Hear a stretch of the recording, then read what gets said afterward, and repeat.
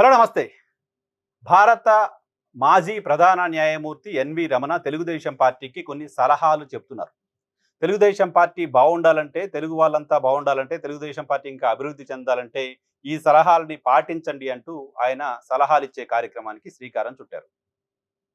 భారత ప్రధాన న్యాయమూర్తిగా పనిచేసిన ఆయన, ప్రస్తుతం ఆయన మాజీ న్యాయమూర్తిగా ఉన్నారు. ఆయన ఒక పార్టీకి రాజకీయపరమైన సలహాలివ్వడం ఆశ్చర్యం అనిపించింది. జనరల్‌గా ఉన్న ఇంప్రెషన్ ఆయన తెలుగుదేశం పార్టీకి సంబంధించిన మనిషి, తెలుగుదేశం పార్టీ కోసం పనిచేస్తారు, తెలుగుదేశం పార్టీకి సంబంధించిన సింపథైజర్ ఇటువంటి ఇంప్రెషన్ జనరల్‌గా ఉంది. జనరల్‌గా ఎవరైనా మాట్లాడుకుంటారు. ఆ పార్టీకి సంబంధించిన దగ్గరగా ఉన్నారు కాబట్టి అని మాట్లాడుకుంటారు. బట్ దాన్ని ఆయన ఈరోజు ఆయన ఎండార్స్ చేసేసారు. నేను తెలుగుదేశం పార్టీ మంచి కోసం ఆశీర్వాదాలు ఇవ్వడానికి రెడీగా ఉన్నాను అని చెప్పదలుచుకున్నారు. నిన్న కోమటి జయరాం అనే ఒక వ్యక్తి ఉత్తర అమెరికాలో ఆంధ్రప్రదేశ్ ప్రభుత్వ ప్రతినిధిగా నియామకమయ్యారు. దానికి సంబంధించి ఆయనకు ఒక అభినందన సభ ఏర్పాటు చేశారు. ఈ అభినందన సభకి ఎన్వి రమణ ముఖ్య అతిథిగా వచ్చారు. ఈ అభినందన సభకి ముఖ్య అతిథిగా వచ్చిన ఎన్వి రమణ కోమటి జయరాం గొప్పతనాన్ని ప్రశంసిస్తూ ఆయన ప్రసంగం కొనసాగింది. కోమటి జయరాం ఒక అద్భుతమైన వ్యక్తి అని చెప్పారు. కోమటి జయరాంని అందరూ ఆదర్శంగా తీసుకోవాల్సిన అవసరం ఉంది అని చెప్తున్నారు. ఆ కోమటి జయరాం ఎవరో ఒక్క 20 సెకండ్స్ నేను ఒక ఆడియో క్లిప్ వేస్తున్నా చూడండి. కాన్సన్ట్రేట్ చేసుకుంటే 10 వైసీపీ ఫ్యామిలీని మార్చండి, victory is on our side.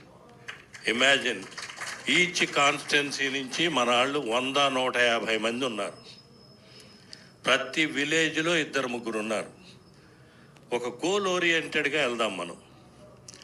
సింపుల్గా ఏదో సిద్ధరార్థంకి వెళ్ళినట్టు మనందరం ఒక వ్యాన్ వేసుకొని జై జై అనుకుంటా వెళ్తే ఉపయోగం ఉండదు. కానీ ఇప్పుడు మనం వీ నీడ్ టు బి ఫోకస్డ్గా వెళ్తేనే పని జరుగుతుంది. All we need to do is focus on ఒక 5 to 10 ఫ్యామిలీస్. మనకు తెలుసు మన ఊరు వెళ్తే ఈ ఎదవ మనకి ఎట్టి పరిస్థితుల్లో ఓటు వెయ్యడు అనేది మనకు తెలుసు.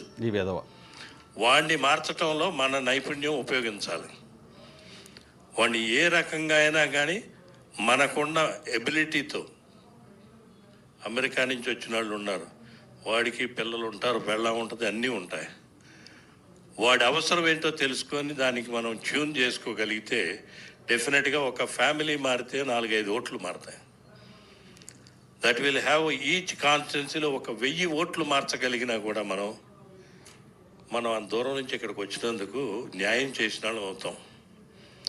మనం గత సంవత్సరం నుంచి మేము అమెరికాలో కూడా రోజు మీటింగులు పెడతానే ఉన్నాం, చెప్తానే ఉన్నాం.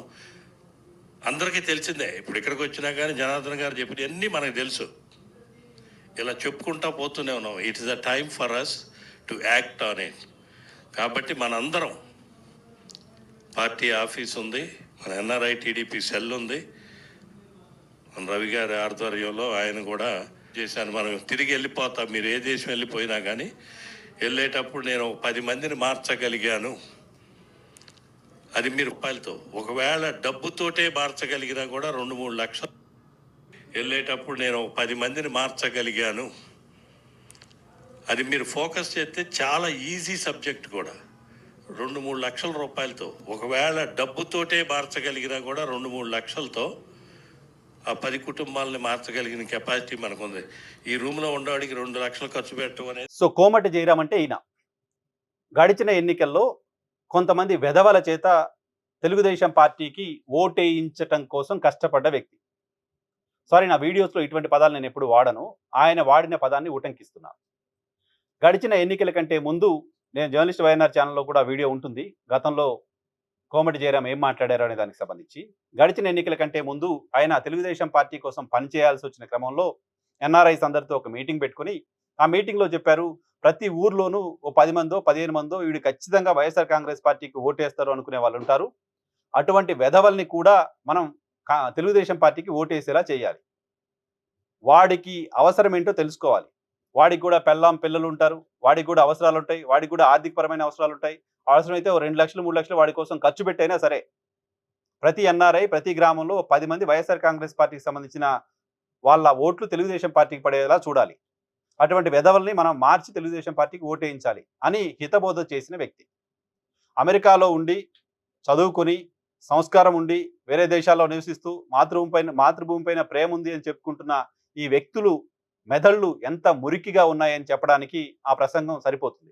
అప్పుడు చాలా కాంట్రవర్సీ అయింది, ఆ ప్రసంగం అయిపోయింది. ఆయనకి ఇప్పుడు అధికారంలోకి వచ్చిన తర్వాత తెలుగుదేశం పార్టీ పదవి ఇచ్చింది. ఆయనకు ఒక సన్మానం జరుగుతోంది. ఆ సన్మాన సభకు రమణ ఎళ్లారు. రమణ ఎళ్లి ఆయన తెలుగుదేశం పార్టీకి సలహాలు, సూచనలు చెప్తున్నారు. ఇది మరింత ఆశ్చర్యం అనిపించింది.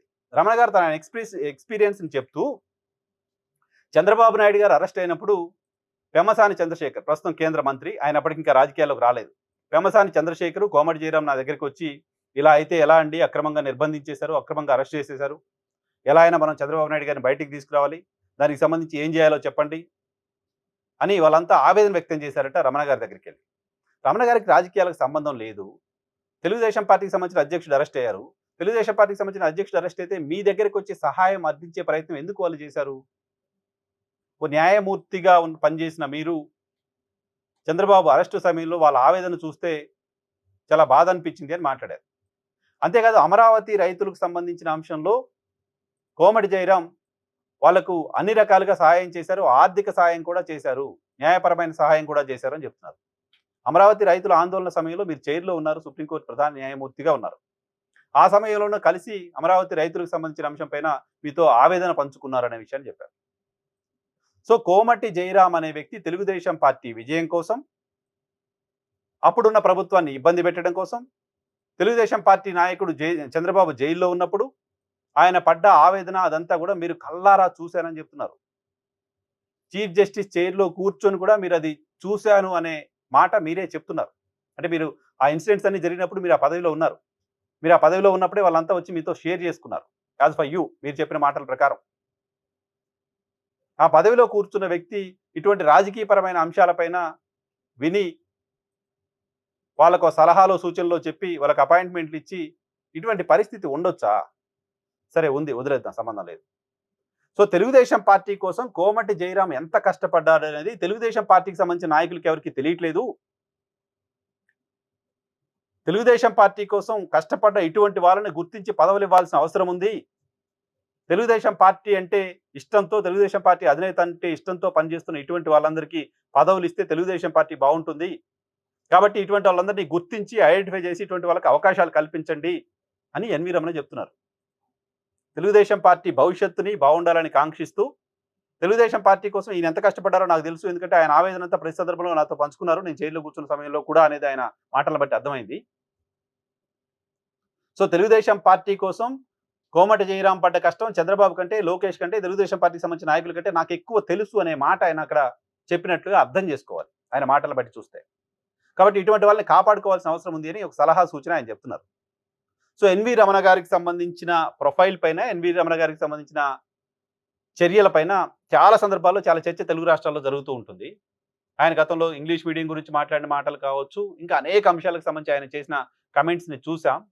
సో ఈ రోజు ఆ కమెంట్ చూసిన తర్వాత ఈయన తెలుగుదేశం పార్టీకి సంబంధించిన సానుభూతి పరుడుగా, తెలుగుదేశం పార్టీకి సంబంధించిన క్షేమం కోరుకునే వ్యక్తిగా ఉన్నాడు అనే విషయం స్పష్టమైంది. తెలుగుదేశం పార్టీ భవిష్యత్తు కోసం ఆయన ఇస్తున్న సలహాలు చూసిన తర్వాత ఎన్వి రమణ తెలుగుదేశం పార్టీకి సంబంధించిన మేలు కోరే, శ్రేయస్సు కోరే ఒక వ్యక్తిగా కనపడ్డారు. ఇప్పటి వరకు మనమంతా అనుకుంటోంది ఆయన తెలుగు ప్రజలందరి మేలు కోసం ఆలోచించే వ్యక్తిగా, తెలుగు ప్రజలు ఎక్కడున్నా బాగుండాలని కోరుకునే వ్యక్తిగా చూస్తూ వచ్చాం. కానీ ఆయన తెలుగుదేశం పార్టీ మంచి కోరుకునే వ్యక్తిగా తనకి తాను కోమటి జయరాం సన్మాన సభలో ఎస్టాబ్లిష్ చేసుకున్నట్లు అర్థం చేసుకోవాలి ఆయన మాటలను బట్టి చూసి.